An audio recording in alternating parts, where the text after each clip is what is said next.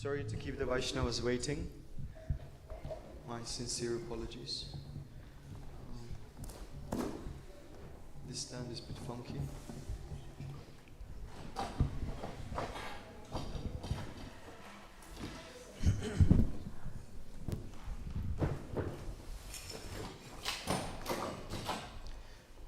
Jaya Radha Madhava Kunja Bihari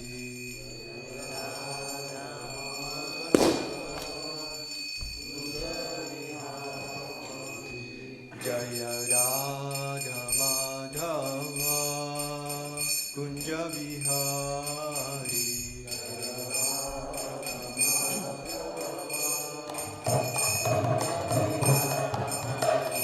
Jaya Gopi Jana Vallabha Jaya Girivajadhari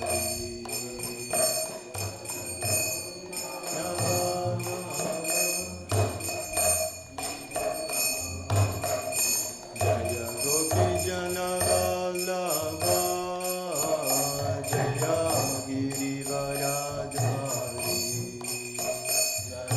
Gopi Jana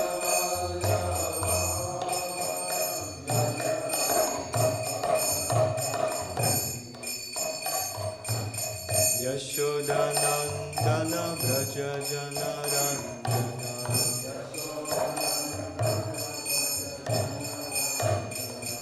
Yashodanandana Braja Janarandana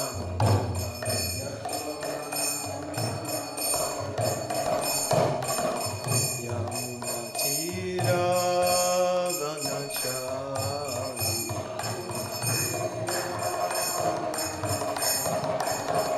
Yamuna Tira Vanachari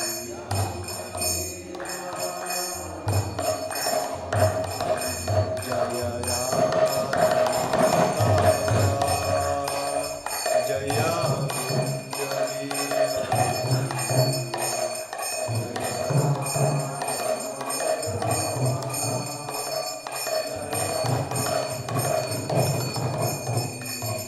Jaya Gopi Jana Vallabha Jaya Girivajadhari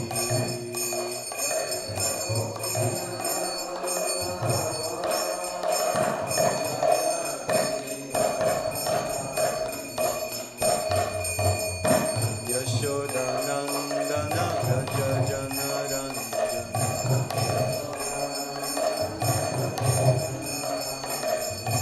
Yashodanandana Braja Janarandana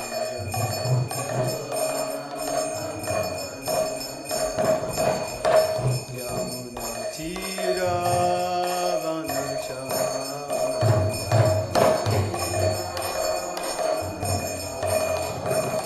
Jaya Prabhupada Jaya Prabhupada Jaya Prabhupada Srila Prabhupada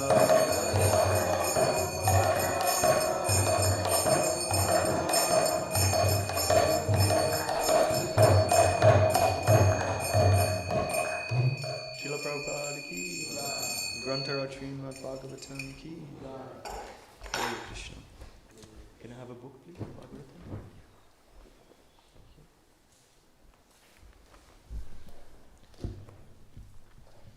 Om Namo Bhagavate Vasudevaya.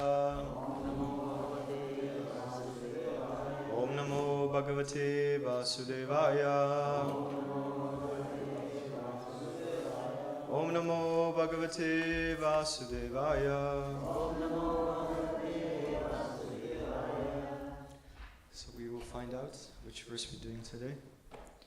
Today we're reading from Canto 3, chapter number 2, and the verses 31 to 32. So 31 verse doesn't have a purport, so I'm just going to recite the Sanskrit and translation, and then together we're going to do 32, please. Verse 31. Vipanan visapanena nigrahya bhujagadhipam utha pyapa yadgavasa tattoyam prakriti stitam. Translation. The inhabitants of Vrindavan were perplexed by great difficulties because a certain portion of the Yamuna was poisoned by the chief of the reptiles, Kalia. The Lord chastised the snake king within the water and drove him away. And after coming out of the river, he caused the cows to drink the water and proved that the water was again in its natural state. Text 32. Ayajayat Kusavena Ayajayat Kusavena Goparajam Vijotamai Goparajam Vijotamai Vitasya Churubharasya Vitasya Churubharasya Jikir Sansat Vyayam Vibhu Jikir Sansat Vyayam Vibhu Ayajayat Gusavena Goparajam Vijotamai Vitasya Chorubharasya Chikir Sansat Vyayam Vibhu. Prabhus?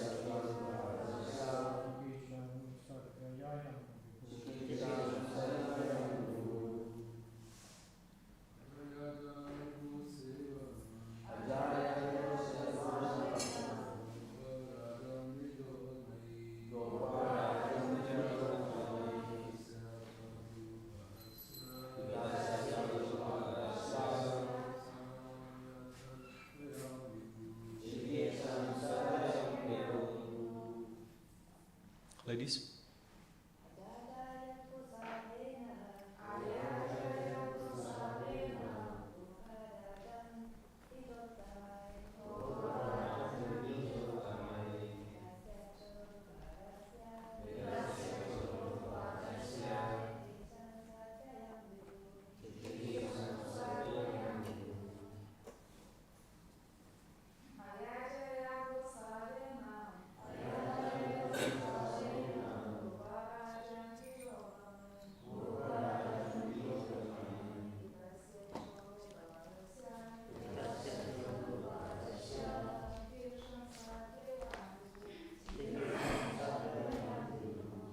Word by word. Ayajayat, made to perform. Gosavena, by worship of the cows. Shri Shri Radha Gokulananda ki, Shri Shri Sitaram Lakshman Hanuman ki, Shri Shri Gaurnitai ki, Srila Prabhupada ki.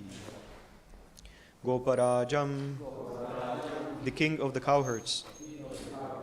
Dvija Uttamai, by the learned Brahmanas. Vitasya, of the wealth. Cha, also. Uru Bharasya, great opulence. Chikirsan, desiring to act. Sat Vyayam, proper utilization. Vibhu, the great. Translation. The Supreme Lord Krishna desired to utilize the opulent financial strength of Maharaj Nanda for worship of the cows, and also he wanted to give a lesson to Indra, the king of heaven. Thus he advised his father to perform worship of Go, or the pasturing land and the cows, with the help of the learned Brahmanas. Please repeat. The Supreme Lord Krishna desired to utilize the opulent financial strength of Maharaj Nanda for worshipping of the cows. And also he wanted to give a lesson to Indra, the king of heaven. Thus he advised his father to perform worship of Go, all the pasturing land and the cows, with the help of the learned Brahmanas. Purport. Since he is the teacher of everyone, the Lord also taught his father Nanda Maharaj. Nanda Maharaj was a well-to-do landholder and owner of many cows, and, as was the custom, he used to perform yearly worship of Indra, the king of heaven, with great opulence. This worship of demigods by the general populace is also advised in the Vedic literature, just so people can accept the superior power of the Lord. The demigods are servants of the Lord, deputed to look after the management of various activities of universal affairs. Therefore, it is advised in the Vedic scriptures that one should perform yagyas to appease the demigods. But one who is devoted to the Supreme Lord has no need to appease the demigods. Worship of the demigods by common people is an arrangement for acknowledging the supremacy of the Supreme Lord, but it is not necessary. Such appeasement is generally recommended for material gains only. As we have already discussed in the second canto of this literature, one who admits the supremacy of the Supreme Personality of Godhead does not need to worship the secondary demigods. Sometimes, being worshipped and adored by less intelligent living beings, the demigods become puffed up with power and forget the supremacy of the Lord. This happened when Lord Krishna was present in the universe, and thus the Lord wanted to give a lesson to the king of heaven, Indra. He therefore asked Maharaj Nanda to stop the sacrifice offered to Indra and to use the money properly by performing a ceremony worshipping the cows and the pasturing ground on the hill of Govardhan. By this act, Lord Krishna taught human society, as he has instructed in the Bhagavad Gita also, that one should worship the Supreme Lord by all acts and by all their results. That will bring about the desired success. The Vaishyas are specially advised to give protection to the cows and their pasturing ground or agricultural land instead of squandering their hard-earned money. That will satisfy the Lord.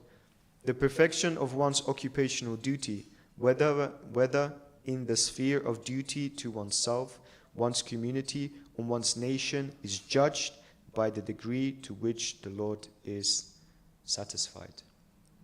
Srila Prabhupada ki. Om Ajnana Timirandasya Gyananjana Salakayam Chakshurum Militam Yena Tasmai Shri Guruve Namaha. Namom Vishnu Padaya Krishna Prestaya Bhutale Srimate Bhakti Vedanta Swami Niti Namine. Namaste Saraswate Deve Gauravani Pracharine Nirvishesha Sunyavadi Paschatya Deshatarine. Jai Shri Krishna Chaitanya Prabhu Nityananda Shri Advaita Gadadhara Shri Vasadi Gaura Bhakta Vrinda. Hare Krishna Krishna Krishna Hare Hare Hare Rama Rama Rama Hare Hare.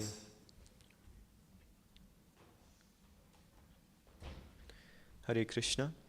So I would like to seek the blessings of all the assembled Vaishnavas personally present here in the temple room and those which are watching online.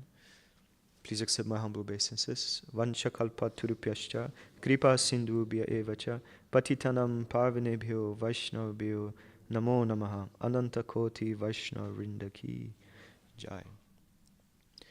Hare Krishna. So we can see in these last verses, or generally in this chapter of Remembrance of Lord Krishna, how very beautifully all these different aspects of glories of Krishna actually coming on the surface. How all these individual interactions with devotees, well-wishers, followers, demons alike, how it's coming on the surface and how many different jewels of Krishna's personality are coming more and more in the forefront. We can speak slightly about the 31st verse, which basically speaks the pastimes of Kaliya.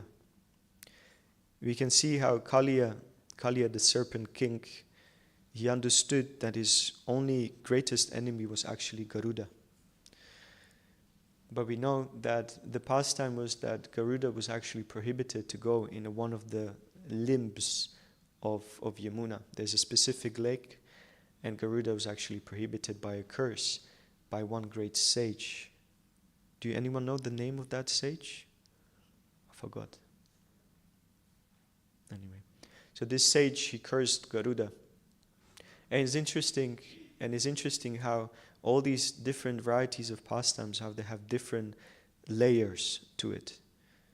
So Krishna is accomplishing varieties of aspects of either practicality, but simultaneously different aspects of relationship with these devotees by simply performing one particular pastime.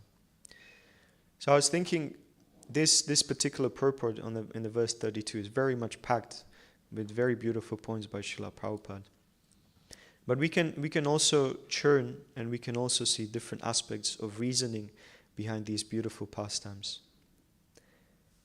So one of the reasons of Kaliya pastime is that it just shows us that how even amongst asuric setting, even in a setting which is full of seeming tamasic modes, there is actually a possibility to practice Krishna consciousness.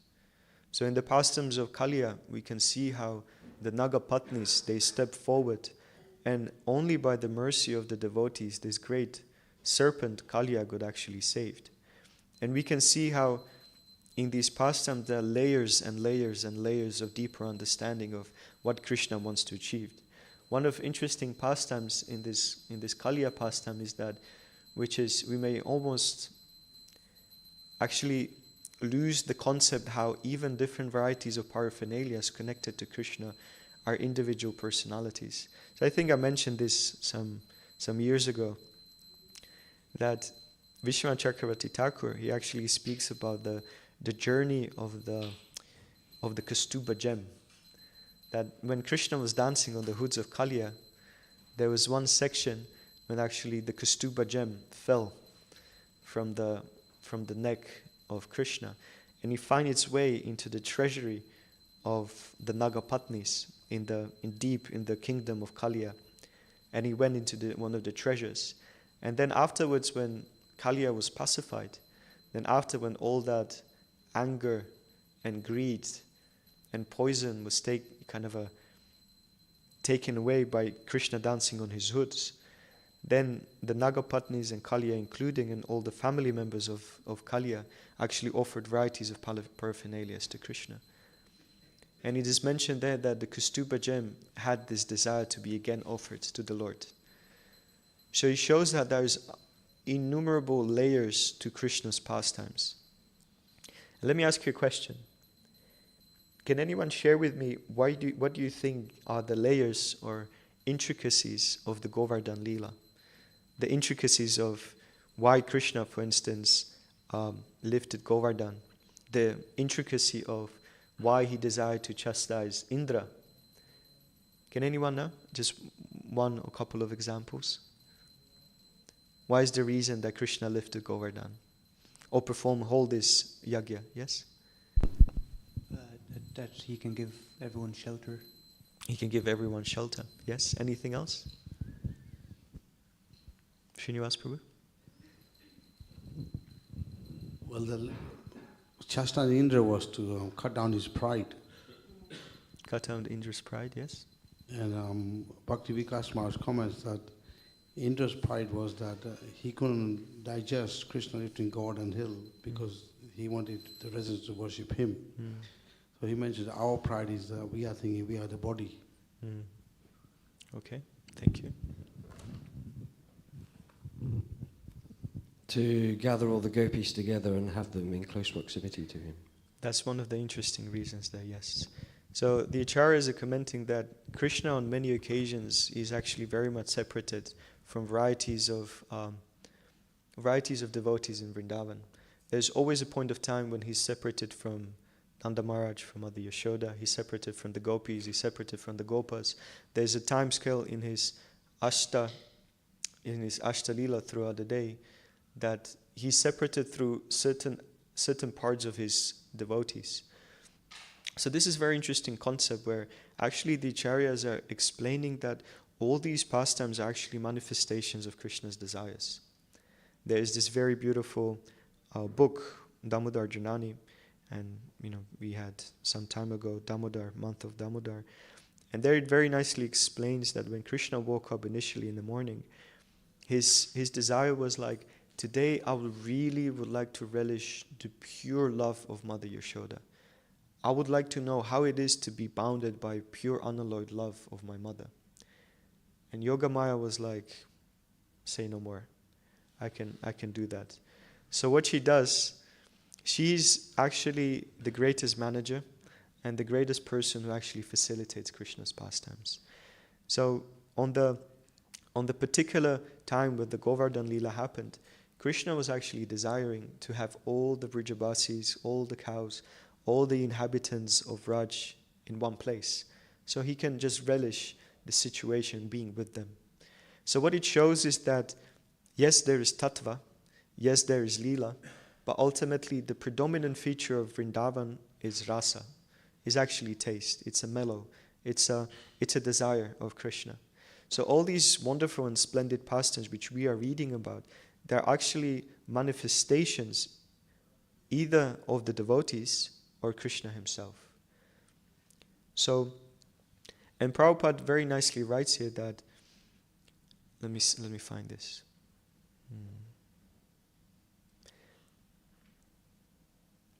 He therefore asked Maharaj Nanda to stop the sacrifice offered to Indra and to use the money properly by performing ceremony, worshipping the cows and the posturing ground on the hill of Govardhan. So we can actually go through the purport, and Prabhupada is listing quite a few points why this particular pastime happened. Prabhupada is listing varieties of reasons behind all these beautiful manifestations. And one of the interesting concepts is that when Krishna was actually instructing Nanda Maharaj, it was not that this is immediate instruction only for Nanda Maharaj, but this is instruction which will be generationally utilized as a point of reference for us, for the dwellers of the age of Kali. We can see how that Vedic philosophy can present varieties of interesting concepts. The Vedas, they can facilitate actually consciousness of devotees. The Vedas can facilitate the consciousness and desires and needs of individuals. But here it is said, Krishna is giving that instruction through Nanda Maharaj to us, just like he gave the instruction to Krishna for our benefit. Just like Shukadeva Goswami gave the instruction to Parikshit Maharaj for our benefit equally.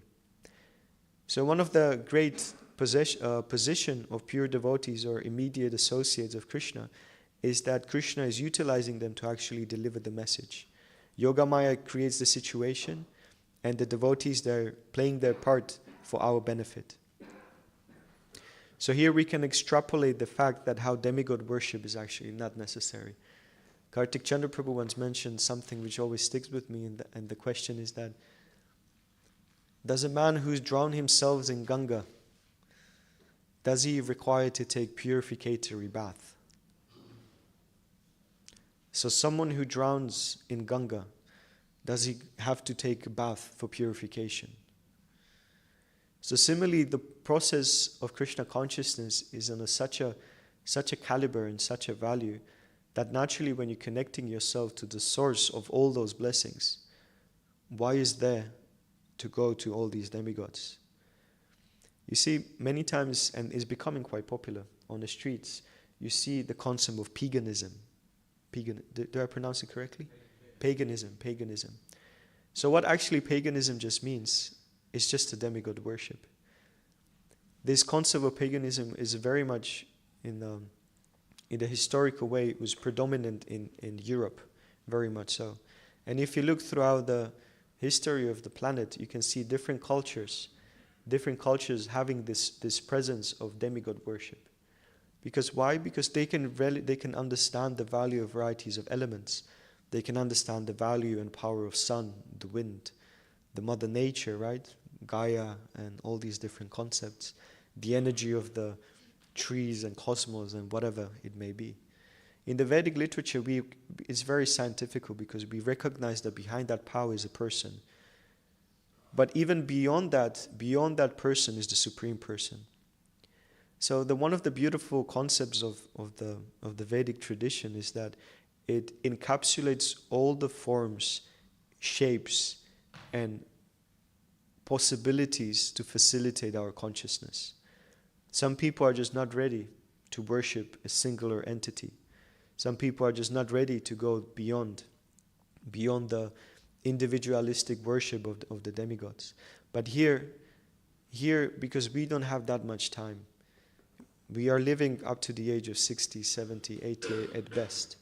In the past, there are many pastimes when all these different varieties of worshippers, they've been worshipping their respective deities. They've been worshipping Surya, they've been worshipping Vayu, Chandra, varieties of these demigods. And ultimately, when they're intelligent enough, they request, what is the greatest boon that you may offer to me? What is the greatest boon that you, Suryadev, may offer to me? What is the greatest boon that you, Chandra, Shiva, may offer to me? And ultimately, it comes to the point that I will reveal who is my worshipable deity. Just like in the pastimes of Shiva, there was one Shiva Bhakta who was requesting, Shiva, please give me the greatest boon you can deliver to your follower, to your worshipper. And what he did, he said, go to the land of Raj and worship and spend time with this particular personality. And I believe that was a Sanatana Goswami. And he can deliver Krishna Bhakti, Chaitanya Bhakti to you. Because even the demigods are worshipping someone. So those of us which have that particular nature and inclination, we should learn that even behind these great administrative positions, there is obviously, as Prabhupada mentions, we have already discussed in second canto of this literature, one who admits the supremacy of the Supreme Personality of Godhead does not need to worship the secondary demigods. And Prabhupada again and again emphasizes the fact that we don't necessarily feel negative about them, but rather we don't just put so much emphasis on worshipping them. And it's interesting because even these demigods, they themselves are making the statements that I actually worship Govinda. So whether Durga Devi or Shiva or Ganesh or Surya, all these different personalities, then themselves make statements throughout the scriptures. There are so many Shiva worshippers, and you just go to Shiva Purana. It's just so clear. Shiva Purana actually says that you, the Supreme Lord, you instructed me. So if someone is supreme, why he should take instructions? Unless those instructions are based on love and relationship. So it's very much clear. So we can share another certain points. Here Krishna also presents the point of utilization, or basically yukta vairagya. In a translation to some of these words, it is said that Go Savena, by worship of the cows, Go Parajam, the king of cowherds, Dvija Uttamai, by the learned Brahmanas, Vitasya, of the wealth. So here it is said, and Prabhupada actually finishes purpose in a very interesting way. He says something very profound. He says the perfection of one's occupational duty, whether in the sphere of duty to oneself, one's community, or one's nation, is judged by the degree to which the Lord is satisfied. So this is a very important concept for us to kind of take shelter of, because it takes a lot of courage, it takes a lot of strength, It takes a lot of wisdom and a lot of focus to truly understand that our progress is judged by the degree by which Lord is satisfied. It's not an easy task in this modern society to guide our life based on the satisfaction of someone else. Because amongst the myths of altruism, which is visible to a certain degree in this modern day and age, is that even this altruism is extended self-satisfaction, right? There are so many videos on internet how people go to poor people and just give them food and give them money, right? And then these poor people, they say, oh, I'm so grateful to you, such an amazing person. And then the person who's making the video is like, that's fine, I just, because I really love people, it's perfectly fine. You can see through the facade of the seemingly altruistic nature of individuals. But do we actually are able to develop the true grinding nature of understanding I'm doing this for Krishna? It's not so easy. It's not easy to do something when you are bringing to the table your own understanding. When you're bringing to the table your own concoctions, your own emotional baggage, your own understanding of what's happening. And then it is says, success is judged by the degree to which the Lord is satisfied. So when Prabhupada said that Krishna consciousness is easy, I don't know. Simple for the simple, complicated for the complicated. But the grinding, the interesting concept of this is that it's not about me, but it's about satisfaction of Krishna. And it's interesting that different personalities, they need different level of being pursued from different angles. So here we can see the aspect of Maharaj Nanda to be pursued is that his angle was that, but we've been doing this yaga for generations. I'm a Vaishya. This is our culture to offer the sacrifices to Indra. This is something that my ancestors, my forefathers been doing. So how he was pursued? Krishna came with varieties of intellectual reasoning. And he said, my dear father, actually we should be very grateful to Govardhan because we are a cowherd community. And look what Govardhan is giving us. He's giving us precious jewels. He's giving us water, fresh pastures for the cows to be nourished by. He's giving us shelter, varieties of all these aspects. So we should worship Govardhan. So even in Krishna consciousness, we should understand that there is something which is able to give us a direction as well.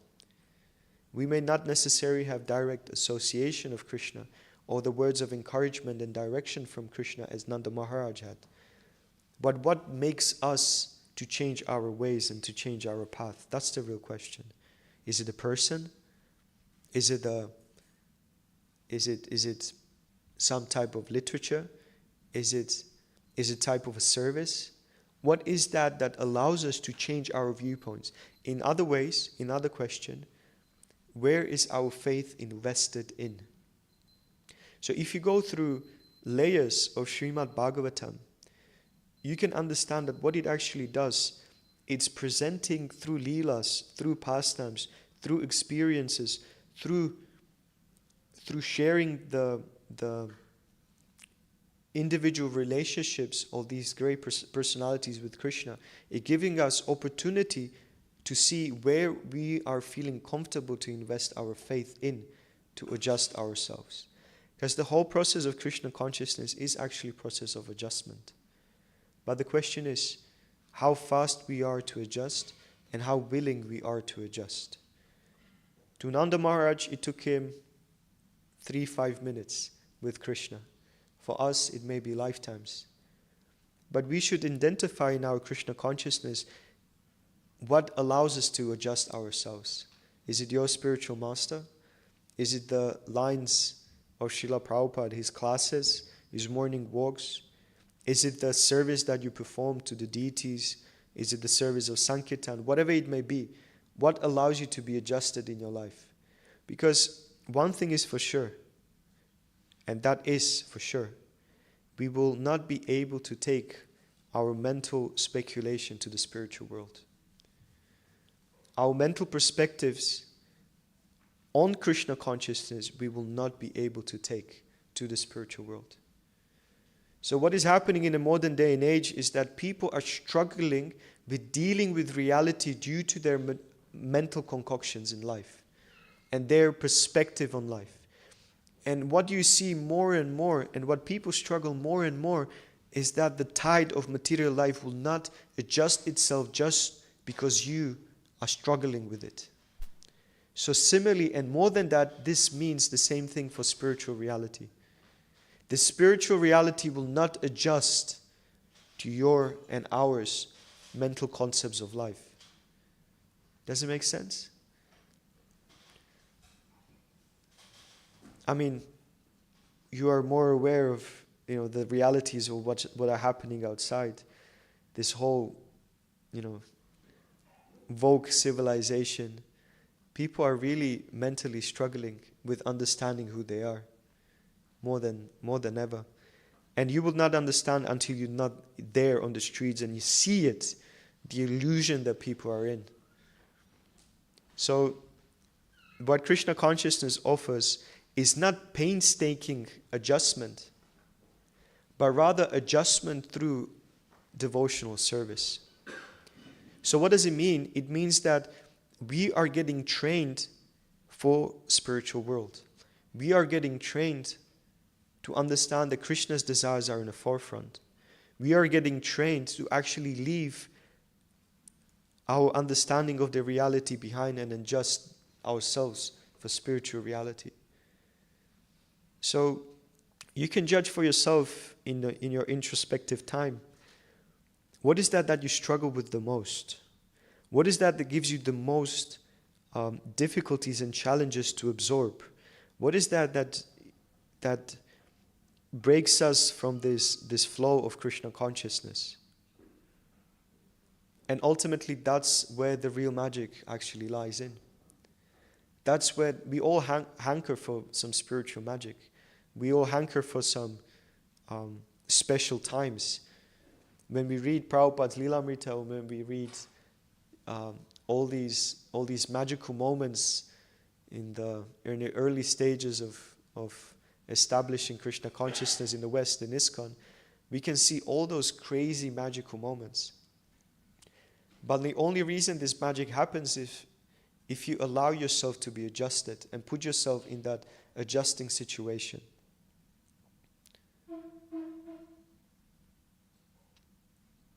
Prabhupada writes in the purport, by this act Lord Krishna taught human society, as he has instructed in the Bhagavad Gita also, that one should worship the Supreme Lord by all acts and by all their results. Shri Shri Radha Gokulananda ki, Shri Shri Sitaram Lakshman Hanuman ki, Shri Shri Gaurnitai ki, Srila Prabhupada ki. So I'll read that again. By this act, Lord Krishna taught human society, as he instructed in the Bhagavad Gita also, that one should worship the Supreme Lord by all acts, by all their results. That will bring about the desired success. The Vaishyas are specifically advised to give protection to the cows, their pasturing ground or agricultural land, instead of squandering their hard-earned money. So, it's interesting that how in a simple sentence Prabhupada can dismantle not only practicalities of modern life, but sort of bring some reflection on it simultaneously.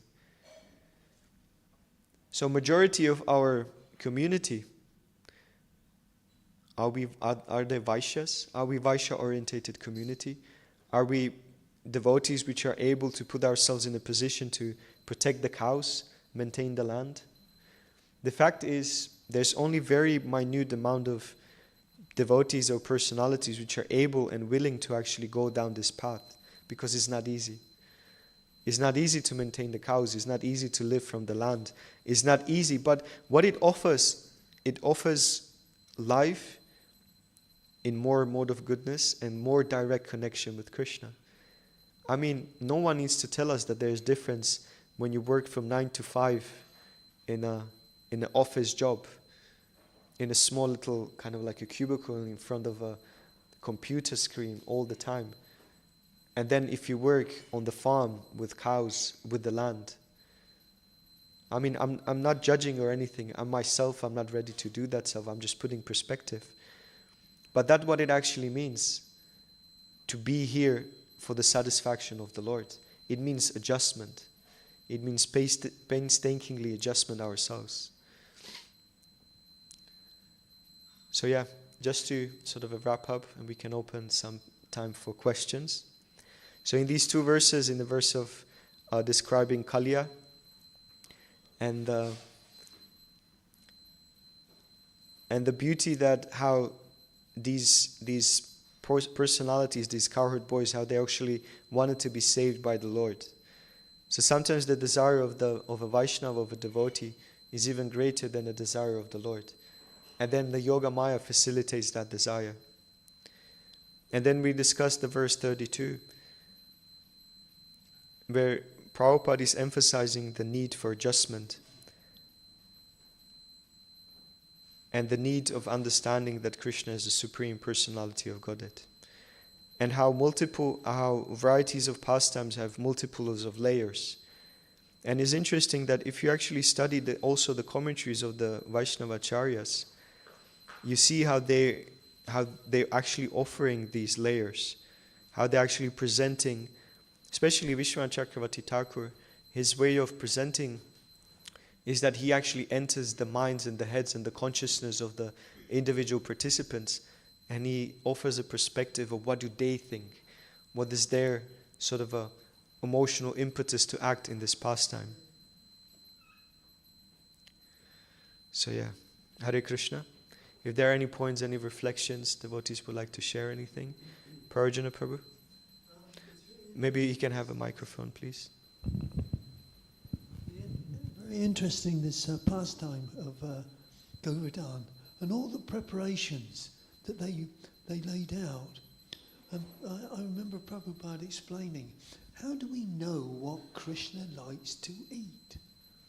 And in that pastime, they describe all the preparations. Now, I tell you why I say that. Somebody at our Namahat group in the 90s, he said, why can't we offer Krishna our beer? Beer? Yeah. Oh, wow, okay. And I said, well, generally it's written that things that we are allowed to offer. So in terms of Govardhan, there are all sorts of preparations that are described. And we basically should only offer what Krishna likes. And from that pastime, we actually know what Krishna likes to eat. And a similar controversy happened over pizzas in, I remember, Mayapur. Should we be, all the people at Guru Puja weren't attending Guru Puja.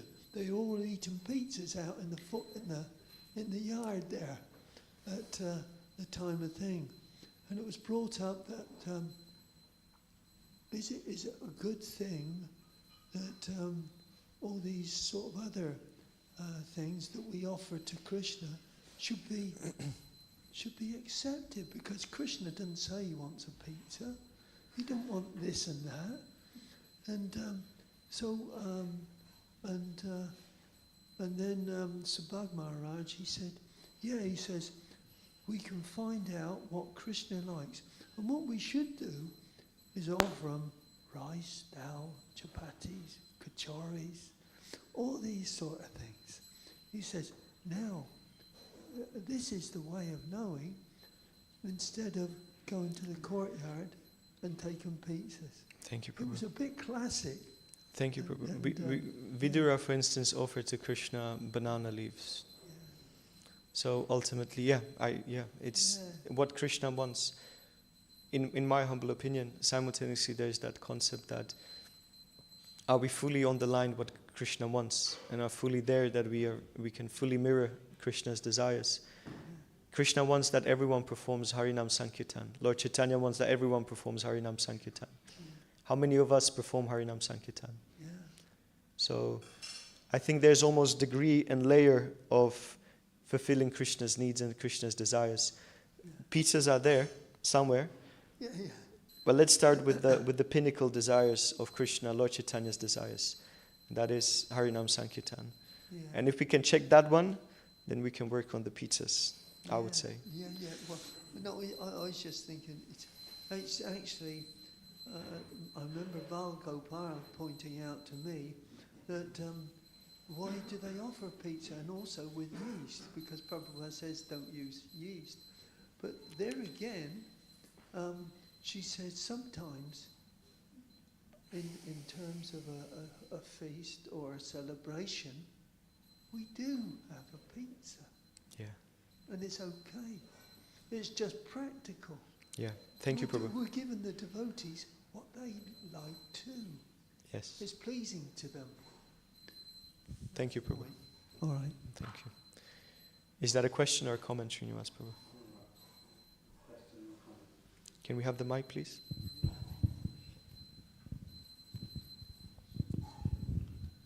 You mentioned in your class about surrender to Krishna can be difficult because people don't go direct to Krishna, they go through demigods. But Bhaktivinoda Thakur makes a comment. He says that if you're 100% sincere, then Krishna himself will guide you. If you're harboring certain mentality, according to what you want to do independently, according to that, you get guidance according to that mentality. So it seems to, from this, it seems to show that Prabhupada said you can surrender in 1 second or it can take millions of lifetimes. It's what we are not letting go of, according to that. That's why Vedic literature is so vast. Why? Because our desires and needs are so vast. So the Vedic literature can facilitate your desire to drink alcohol. The Vedic literature can desire your desire to drink in meat. Your Vedic literature can facilitate your promiscuity. The Vedic literature can facilitate many things. Why? Because the way Vedic literature functions, that mirrors your consciousness, but it always offers this, it puts this in the equation of some form of regulation for your benefit. Ultimately, there is, if you follow Vedic literature and still mirroring your consciousness, there's still something which regulates you and just kind of eases you down your desires. So even like we discussed, eating meat, right? Once a month, or on the full moon. Or for instance, being promiscuous, do it in a certain way. Why? Because it understands your needs and your sort of your desires, but do it in a regulated way. Obviously, that's not the path which is laid out for the cult of Chaitanya Vaishnavism and what Prabhupada inaugurated. Nevertheless, it's there in the Vedic literature for a reason. Because Vedas, they function on the way of step-by-step elevation of consciousness. But it's not for us. For us, it's the direct path of Krishna Bhakti. Any other points, other questions? Roman Prabhu?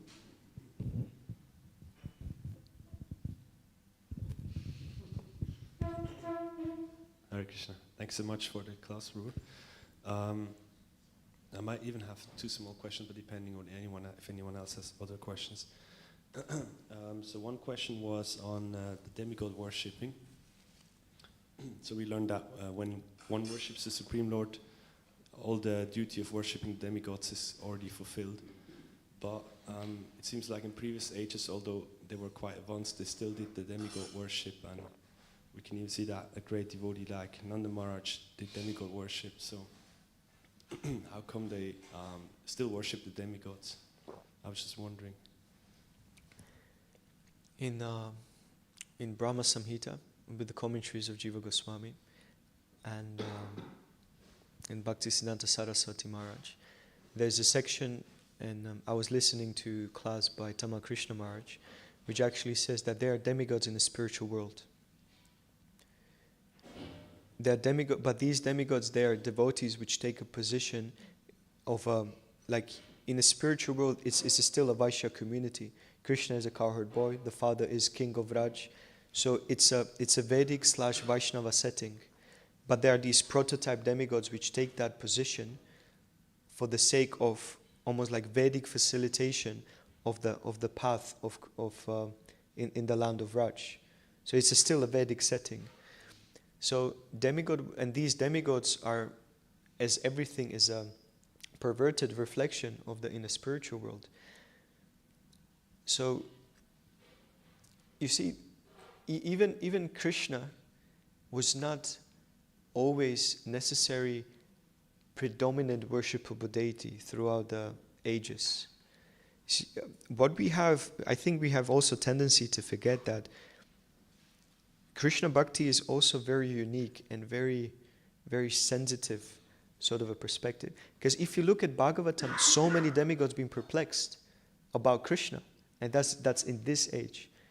So Vayu was perplexed, Varuna was perplexed, Indra was perplexed, Brahma was perplexed. So many demigods being perplexed about position of Krishna.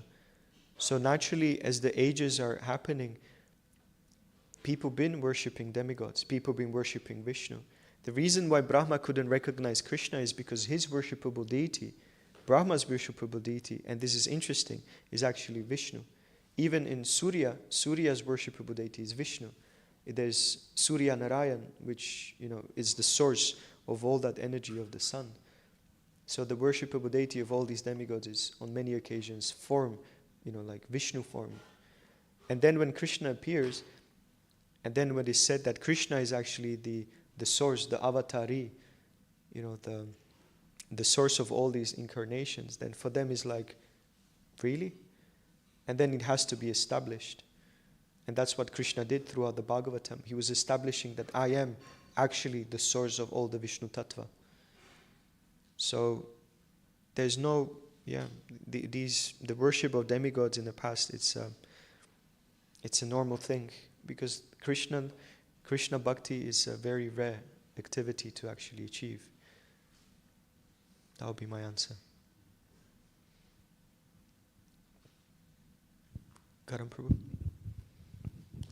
So you mentioned about pleasing the Supreme Lord, but sometimes we have an intention to please someone, but we don't end up pleasing them. So I was just thinking, how do we know if our activities are pleasing the Lord?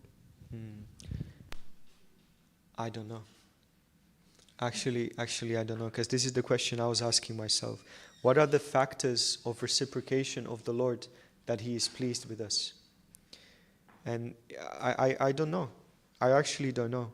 Because sometimes the more you serve Krishna, the more difficulties are coming. The more responsibilities, the more challenges, the more... And then you're thinking, is this the way you reciprocate with me trying to serve you? All these challenges and unnecessary things happening in our life. Is this what it means that you are pleased? But there's one interesting saying. And it goes that, like what you pray for. We pray for humility, we pray for tolerance, we pray for spiritual strength, we pray for love, we pray for detachment. We pray for all these varieties of things. So let me ask you a question. If you ask for humility, what do you get? What do you get when you ask for humility? You will get humbled. You will get humiliated. Because this is what you ask for. Krishna will not give you the character, He will give you the opportunity for you to develop the character. So when we ask for blessings, the blessings, they will not just boom and sprout and manifest. The blessings come as a part of the process. So when we asking for, detachment from the material world, it's not like just boom, you have it, you're detached. Krishna puts you in a position where you almost to a certain degree forced to be detached, where detachment is your only option. When we ask for dedication and clarity in life, Krishna puts us in a situation of full-on confusion. So we may figure out what is clear, what is truth and what is not the truth. So it almost feels that Krishna's blessings are kind of a bittersweet. But it's nice. In a sense, it's nice because when we ask for strength, we don't know how strong we are until we're put in this position where strength is our only option. And this is interesting. We ask Krishna, please allow me to be strong in my devotional practice. And then Krishna makes you to reach the bottom of where your strength lies in. So, I don't know. It's pretty tough. So be careful what you pray for, I guess. Be careful what kind of blessings and benedictions we're asking from Krishna, because he just might give it to us. Hare Krishna. Any other points, questions, comments? Grantara Srimad Bhagavatam ki, Srila Prabhupada ki, Nitya Gaura Pramanande.